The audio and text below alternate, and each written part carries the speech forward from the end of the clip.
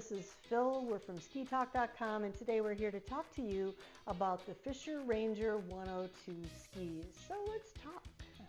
The Ranger 102 is, I'd say, probably the reference ski in the whole Ranger collection.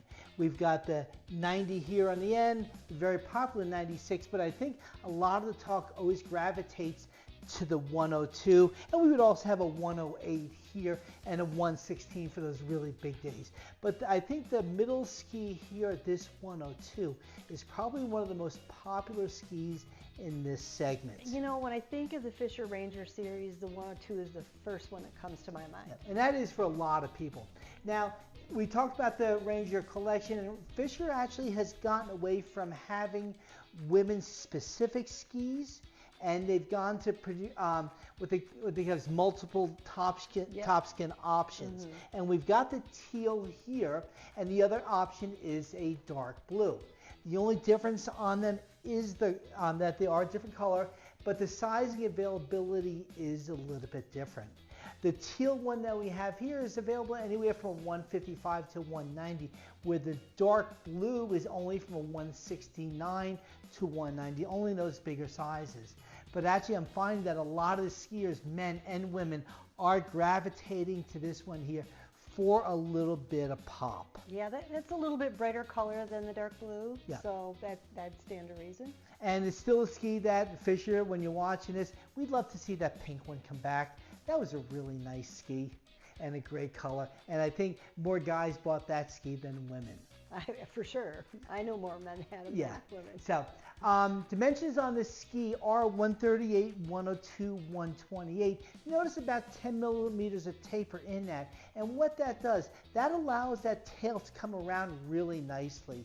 And the turn radius in our reference 183 that we have here is a 19 millimeter radius on that. And again, Fischer does scale the sizing of these collections. So as you go up and down, all the skiers, no matter what the size ski they're on, they're going to have the different experience on the snow. You know, and the other thing that I like is that they don't have so much metal in them that you feel that they're too heavy. They feel like they've got that energy to them, and they've got this tie construction that just comes in front of the binding here and goes. It's a little notched out underfoot to give you that extra flexibility when you're in that turn. Yep, and that's an area that is scaled on these skis, and we can see that on the 102 here, it's actually back here a little bit, and as we come to the 96 here, the shape tie comes up a little further, and on the 90, because that is to be expected on the hard snow a little more, it comes up even further. Yeah. And you can feel it. You can definitely feel that when you ski the ski. Absolutely. It gives you that stability. Yeah. And what I like with this new generation of Fischer Rangers over the previous one is I find that we have a little more shape here in the extremities, both in the tip and the tail. We still have that nice amount of rise that takes it in and out of the snow, but that little more width here in the extremities here, actually I find creates a little more turn in if the snow gets a little bit heavier, where the previous shape I thought was just a little surfy. So I think this was a nice progression without losing the ease that that old ski had.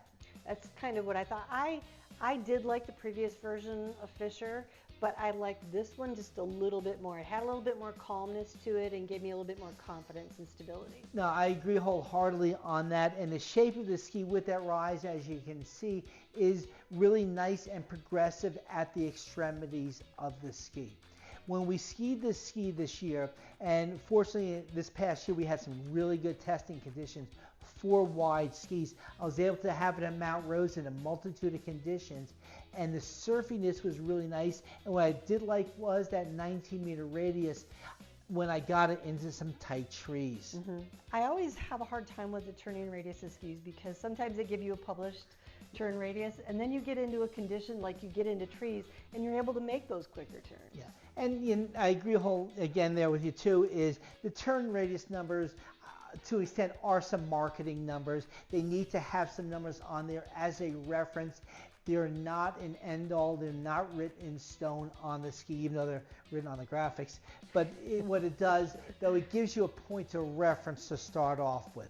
And a lot of it is really how you want that ski to react and how you pressure that ski through the snow. Yeah, 100%. So, who's the Ranger 102 for? Somebody that's looking for a playful ski, yet they still want to charge some. And if you want to take it to mixed conditions, what I like about it also is it still performed really well if it got heavy and stickier, and even on the groomers coming back in. Well, in this spring, you skied it in some of the heavier spring conditions as well. Yep. So they did a really good job of this. They added a ton of versatility without what we'd expect from a high-performance 100-something ski. Made it a really fun ski because in the end, skiing is fun. If you enjoyed this informative video, hit that bell, subscribe so that you'll stay up to date on the new videos, and check out SkiTalk.com for more ski-related content. Also, please follow SkiTalk.com on all of your social media channels. No posts or comments were moderated during the production of this video.